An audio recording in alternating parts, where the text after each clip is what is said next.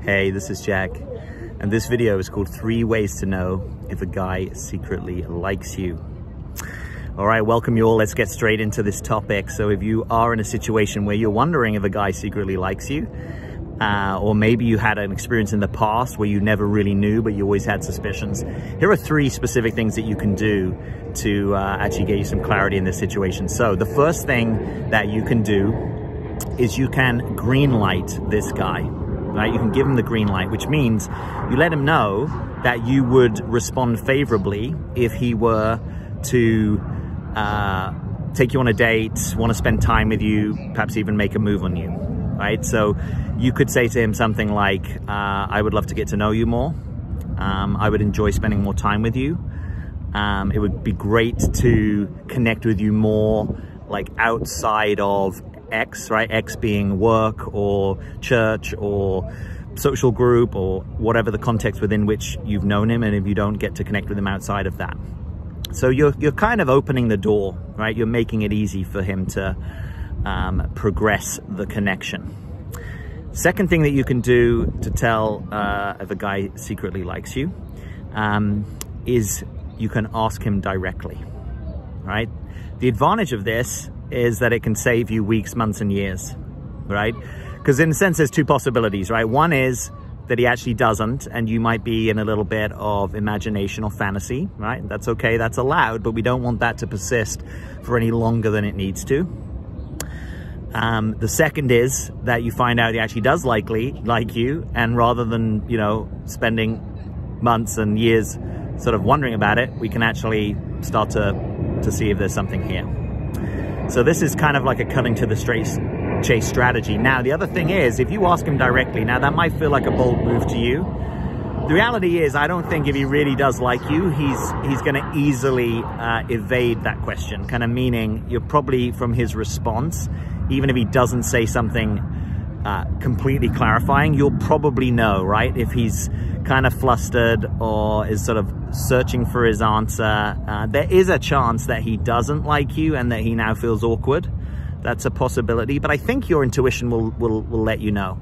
And you can say, like, I actually want to know the truth, and so I'm going to ask you something blunt here, and don't worry about hurting my feelings, right? So you can give him maximum permission not to have to care about your feelings overly or things being awkward. You could also reassure him that you like his being your friend, and that this isn't up for stakes, so to speak. So it's not like the wrong answer suddenly means he loses all connection with you. The third thing that you can do is what in political terms would be called a back channel, right? So you could, if you have friends in common or co-workers in common, you could just let them know, like, I've always wondered if Larry likes me, and I'm wondering if you know, or if you could maybe find out for me. Right now, there's risks in this strategy, right? Particularly if the person you go to also has an interest in you, right? So you perhaps want to go to someone trusted that doesn't have romantic feelings for you, so we can just, leave that out of the equation.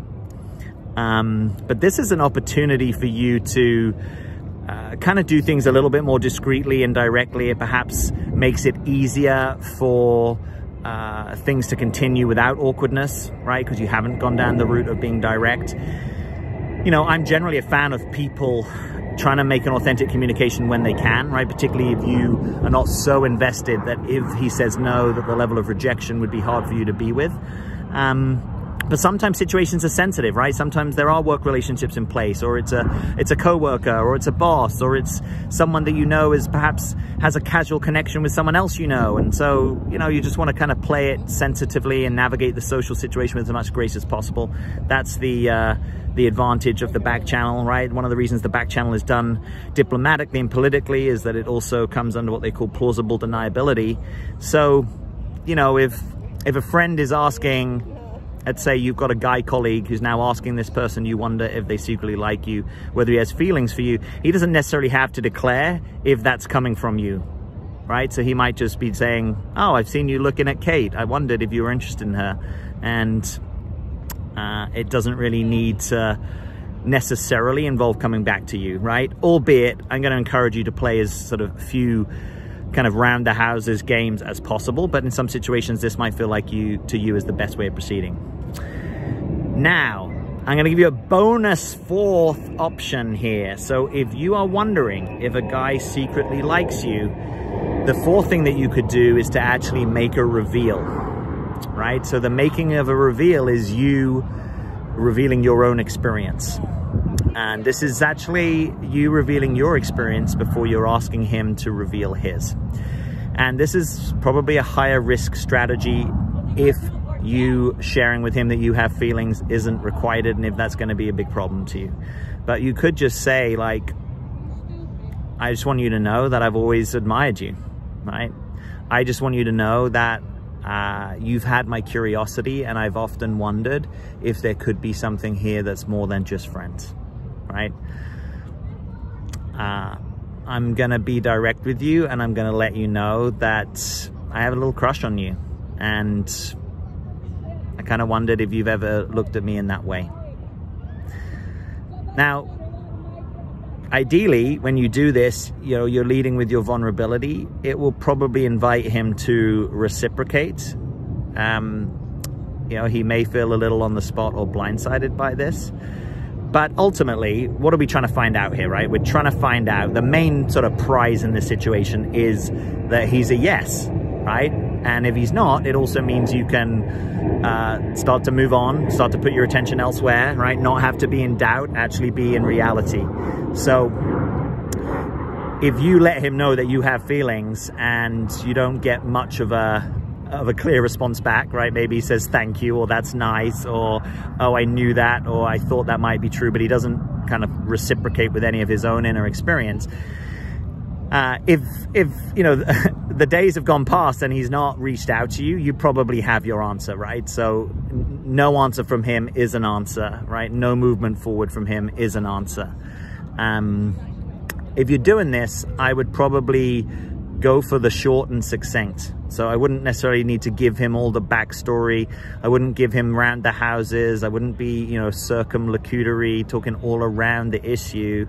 I would try and do it as clearly as possible, because this is sort of like a one-time reveal, I imagine, and we don't want him to be left confused about what it is you're saying, right? I'm kind of smiling to myself now because I can remember a younger Jack finding it difficult in some situations just to be direct about my interest and what I was feeling. And I'm remembering a situation where I wanted to kiss this woman, and I think I said something like, how are you with physical affection, right? Because I kind of noticed that her energy was a little sort of standoffish, like the sort of opposite of touchy-feely, right? Kind of a bit more of a detached style of body language. So I was trying to discern if that was like a generic thing or if it was sort of specific to me, or it might have even been something she wasn't even conscious of. But I think my question just kind of confused her. It sounded very like philosophical. So sometimes it's just good to say, like, are you into this? You know, would you want to make out? Can I take you on a date? Do you ever think of me romantically? You know, let's get to the nub of the issue. And by the way, there can be a real freedom in being willing to be vulnerable in this way, and not worrying, not actually needing it to be reciprocated. Of course, right, in that situation we all want it to, right? We're all a little bit nervous and tense and waiting on their words. But it's not bad in life sometimes to have feelings for someone or an interest in someone that doesn't have it back, right? It may not be your favorite feeling, but it's good to let the heart out, right? So if you've got feelings for someone, rather than just sort of sitting on that, or, which could happen, right? You sit on it and you only reveal it 5 years later, you find out they do have feelings and interest, and you guys have kind of wasted 5 years where you could have either been seeing if there was something possible, or trying it, seeing it doesn't work and moving on, or just having a kind of clearer field, right? There's a real benefit. Any of you that are watching this and you're single right now, it's better to be single and have a clear field, in my experience, right? Rather than these kind of like open loops and question marks and what ifs, or people who are kind of in your orbit, or someone you wish would cross your paths again. I think it's generally better to go direct and revealed. Now, I'll just add sort of bonus number 2. It's like I'm selling you something here, isn't it? And the second bonus, here it is. This one's free, it's entirely free. The second bonus is, what could also make this hard is some kind of situation like a love triangle, right? So maybe the reason you've always wondered if this person secretly has feelings for you is because one of you is in a relationship, or maybe when you met, one of you was in a relationship, right? This is super common. And so actually it's, for whatever reason, it's inappropriate to kind of ask this question or to have feelings for someone. Now, ultimately, I think authenticity is your best route, right? Life isn't always linear, it's not always convenient, and it's certainly not always straight-edged. So you may get to a point, if there's something that you just can't really let go, right, and it occupies a lot of your mind and consciousness. I think there's a difference, by the way, between like, oh, I've always sort of found so-and-so attractive and I had a little bit of a curiosity, right? Sort of like, oh yeah, I'm kind of interested. It's sort of different than I've got real feelings for this person. They like occupy mind share. They are on my mind and heart. I'm in the shower and I start thinking about them, and I've always wanted to know, or if there was like one person in the world that I was curious about whether they had feelings for me or interest, this would be the person, right? So I'm talking about that sort of situation more, right? It's a higher stakes situation, and you ultimately get to have your choice, you know. If let's say you're in a love triangle, let's say you're the person that's not in a relationship, right? So this person is partnered. I think you could at some point say to them, look, this is inconvenient, and part of me doesn't even want to have this conversation, but I have always wondered if there's something here. I have feelings for you. I realize that you're in a relationship, and I completely respect that, and I'm not trying to do anything kind of wrong by your relationship, but I haven't been able to metabolize these feelings like for myself. Like I've tried to let this go and I haven't been able to let it go, and so I don't want to live with kind of like my heart and truth not being known. And so I'm letting you know how I feel, and I don't need you to do anything about it in this moment. You know, that's just my truth in effect, and I kind of wanted to come clean with you because, you know, we have a connection and I'd like it to continue. Or you know, I've noticed that you've perhaps been with this, you know, you're with this person, but it doesn't seem like it's like moving in the direction of like full commitment. Or I noticed that you're still, you know, you kind of want to hang out with me, and it's kind of confusing for me. So you know, this is just difficult territory, right? You're basically trying to balance respecting someone else's commitment with respecting your own truth and what is authentic for you. The advantage of going down this route is that you're not trying to build a relationship as like a third wheel or as an alternative relationship. You're actually just kind of coming clean about feelings. Now, there probably will be consequences, right? It's not easy for someone to hear that if they also have feelings for you, right? If they're like, wow, you know, thank you, Dave, that's super sweet, but actually, you know, I don't have any of those feelings for you, and you know, I'm in my committed relationship, and you know, that's that. Then in some ways that's a good outcome, right? Then you've come clean and they've been true and honest and honored their commitment, and hopefully you can start to move on. Obviously, where it gets more complex is if maybe you find out perhaps they do have some kind of feelings for you, and then it's really actually in their domain to work out what to do with that, right? Because they have a primary commitment that they may decide they want to continue to be in and honor, right? And you might just have to deal with that. Or it may be that you find out that they actually want to downshift that commitment because there's something more kind of true and authentic about your guys' connection, right? And sometimes that's just a hard reality, but sometimes there is a truth that is what's there.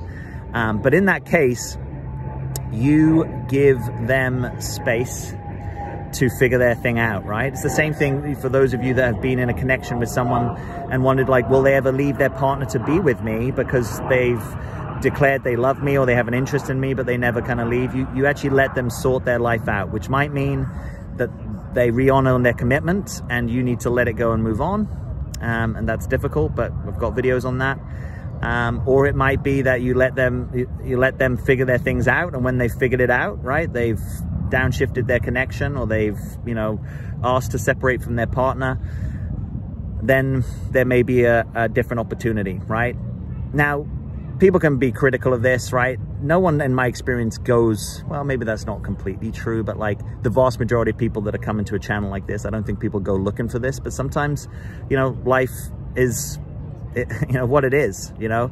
So I'm trying to say there's something that can be honorable about letting it be known where you stand, you know, without trying to move into breaking someone up. But sort of saying, hey, you know, if you were single right now, I'd definitely be wanting to like explore something with you. Now you can check yourself, right? Do you only have a pattern of being attracted to people who are already in relationships, right? And who are structurally unavailable to you? If that's always the case, then, you know, we might want to keep the mirror on you and get really curious about what's going on there.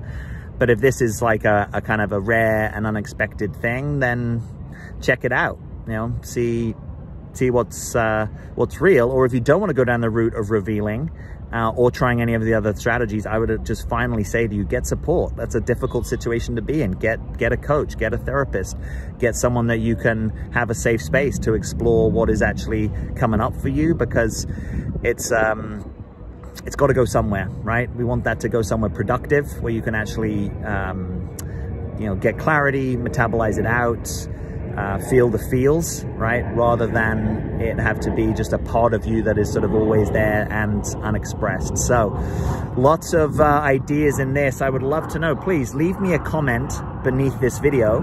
I would love to know your experience. I'm sorry if you've had a hard time in any of these territories. I hope some of the strategies will help you. If you have tried one of these strategies, also leave me a comment. Let me know, how did it go? What is your experience? And please, if you're new here or you haven't yet subscribed to the channel. I release at least a video or two every week on personal growth, authenticity, dating, and other such topics. So we'd love to have you as part of the community. And as always, I'm Jack. Thanks for being here.